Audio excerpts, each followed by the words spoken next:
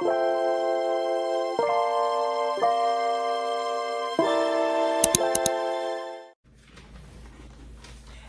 everyone, and thanks for tuning in. Hello guys, I thank you for coming in to check out my mental health moments. Yes guys, this is one that's dear to my heart, and I talk about mental illness because I don't think a lot of people talk about it. They're not aware of it. They don't know how many people have it, but if you really did your research, you understand that more people have mental illness than what we think. And there are so many different types. So as I come on each week, I try to talk about different types of mental illness. So if you know that a loved one may be going through some things, and you may see some things that you may be able to help them with, you may be able to talk to them and help them get the necessary tools they need to get the help they need. I'm not a doctor, I'm not a nurse, I am not a therapist. I'm none of those things. I just come on and talk about the mental health piece because I believe that in our community, we don't talk enough about mental health. Mental health is real. And I know that everyone knows someone who may have someone in their family that may have an issue. Because mental health is real. It's people out here that are actually having major issues with the mental health. And there are people out here that are, I want to say, not talking to anyone. They're trying to hide it and not let anyone know what they're going through. They're trying to be the strong one. And sometimes that is not good for your health or our health. Trying to be the strong one and not let everybody know what's really happening with you. So the reason why I talk about it is because for me, guys, it's in my family. And also, I see a therapist, and the best thing happened to me was going to see a therapist because I have a lot of issues that I really didn't realize I had. At first, I went to the therapist because I thought I was going to the therapist because, I had some issues with the loss of my mom. Like I tell people, after we began to pull the onion back and take the skin and the layers off, I found out that I have a lot of trauma. I have a lot of issues because of past trauma in my life. And I have triggers and things that upset me, and I get upset. And I'm learning. I went and got the tools to help me be a better me. It's all about trying to be the best you that you can be.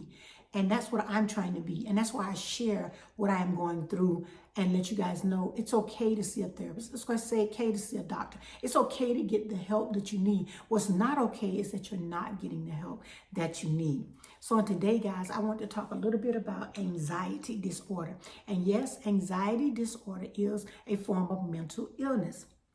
So guys, I just wanted to let you know, anxiety is a mental health disorder characterized by feelings of worry, anxiety, or fear that are strong enough to interfere with one's daily activities. So it will interfere, like any type of mental health really interferes. And most people, they don't want to come out. They don't want to be in the community. They just want to sleep, stay to themselves. And that's what we need to be aware of. If we know someone that is having some of this, it might be a friend, a loved one, a family member, a neighbor. Someone may talk to us and tell us. And when they reach out to us, guys, we want to be able to help them. So guys, example of anxiety disorders include panic attacks, obsessive compulsive disorder, and post-traumatic stress disorder. And treatment consists of therapy, and treatment includes counseling or medications, including antidepressants. What are 5 anxiety disorders? 5 of them are generalized anxiety disorder, panic disorder, agoraphobia, social anxiety disorder, and separation anxiety disorder. Those are 5 types of anxiety disorders. And what are 3 main symptoms of anxiety? They feel nervous, restless, and they're tense. So guys, we know a lot of people that might be nervous and upset, and they're going through something. Life itself, guys, brings about changes. We are going through changes every day. A lot has happened, especially when we had COVID. A lot of us, our lives look a lot different. So that's why, guys, I try to come on and talk to you about it, because as I'm reading this, it hits me home too, for me. And it's so many people that have mental disorders that don't even know they have them, or it's so many that have it that we don't even know they have it, because a lot of people maybe sing someone, but they don't want you to know they're seeing someone. So a lot of people don't really talk about it. I talk about it because it helps me, and it lets you know I am human too. I needed the help. I went and got the help, and that's what's important, that we get the help that we need so we can be the best us. We're not perfect, and we're not above things happening. Things happen in our life that changes the dynamic of your life.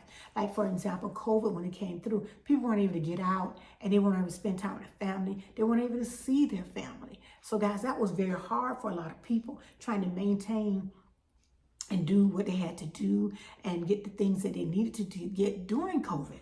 So a lot of people after COVID, we found out that a lot of people had some issues after COVID that they're still trying to deal with. And what is the main cause of anxiety? The main cause is difficulty experienced in childhood, adolescent, or adulthood are a common trigger for anxiety problems. So it could have been something that happened as they were kids or they're in their young adulthood. Going through stress and trauma. Like I told you, a lot of the trauma I went through. I didn't feel stressed, but I guess I did have stress. And the trauma that I went through as a young woman, I'm still trying to deal with that. And sometimes you think you've dealt with things, but you really haven't dealt with things, and you have to put them out in the forefront. So as I have been going to the therapist, I'm learning my triggers. I'm learning the trauma that I've been through, that you just don't, boom, put a bandage on it and it's over. It's not. You need to get help. And so that's why I go see the therapist. It says going through stress and trauma. When you were very young is likely to have a particularity, big impact. Experience which can trigger anxiety problems include things like physical or emotional abuse. So we have a lot of people that might have been physical or emotionally abused as children. And so this is what brings on the anxiety on them. And things not to say to a person who has anxiety. Because, as we're talking with them, we don't want to say things that trigger them or upset them. And so these are some of the things that you should not say to a person that has anxiety or any type of mental illness. Calm down. It's all in your head. It really is not that big a deal. Or I know how you feel. Because I hear a lot of people say they want to say, oh, I know how you feel. I understand what you're going through. When they really don't understand what you're going through, maybe they have similar things that they are going through, but they really don't understand exactly what you are going through. That's why you have to reach out, get the help that you need so that you can be the best you, and you can be a better you, and you can find out exactly what's going on with you. So these are some other things they may say. Everything will be fine. I know how you feel. Have a drink, you'll feel better. Other people are suffering from much worse conditions, and you should try yoga and meditation.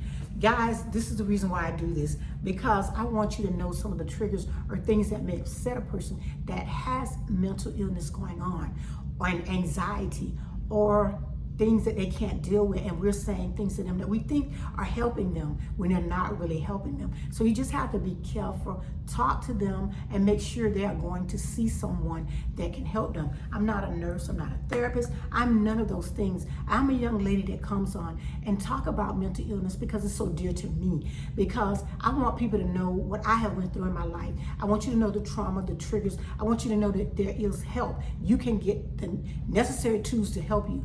Go see someone, call your doctor, go see someone, get on the internet, Google, get some help, guys, before it gets too late, because it doesn't tend to get better by not seeing someone. It tends to get worse. And so you want to make sure you're being the best mom, the best sister, the best aunt, the best grandmother that you can be, guys, because our little ones need us, and our family members definitely need us. And mental health is real. It's a real thing. It's happening out here. So make sure you're watching, you're looking out, and you're checking on your loved ones, your neighbors, your friends, and family. so that you can be the one that can see what's going on and maybe be able to guide them to where they need to be. So guys, not going to stay on long. Don't forget to like, share, hit the notification bell. So each time I load up a video, guys, you can see it. But guys, I want you to do one thing. Have a happy Monday. Don't forget to take some time out to love on yourself. Don't forget to take some time out to be about yourself. You are important. You are worthy. So have a blessed one, guys. And I will definitely see you in the next one. Have a great, great day. All right, guys. Bye-bye.